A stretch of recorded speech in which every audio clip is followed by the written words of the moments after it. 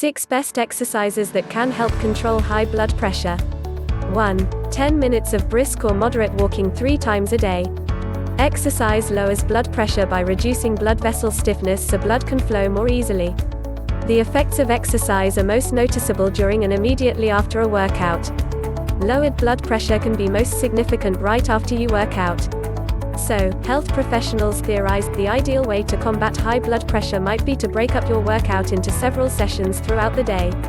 In fact, one study found that 3 10-minute walks a day more effectively prevented future blood pressure spikes than one 30-minute trek per day. 2. 30 minutes a day of biking or stationary cycling, or 3 10-minute blocks of cycling. The same reasoning applies here as it does for walking. Exercise lowers blood pressure by reducing blood vessel stiffness so blood can flow more easily. 3. Hiking. The muscle power needed to climb a road on an incline, a hill or a mountain can help you achieve a greater level of fitness. Physical activity such as hiking can lower blood pressure up to 10 points.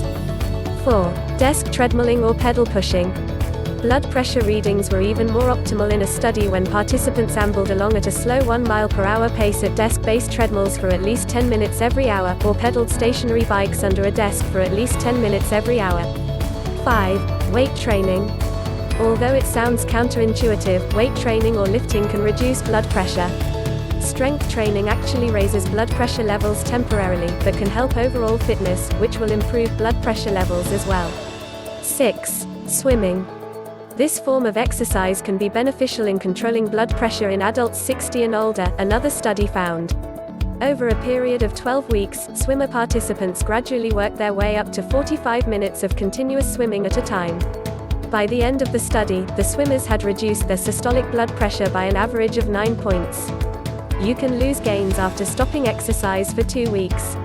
Moderate exercise for 150 minutes per week or vigorous exercise for 75 minutes per week is the standard recommendation.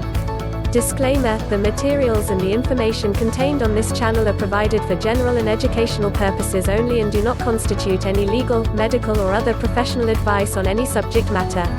Always seek the advice of your physician or other qualified health provider prior to starting any new diet, workout regimen, or treatment, and with any questions you may have regarding a medical condition.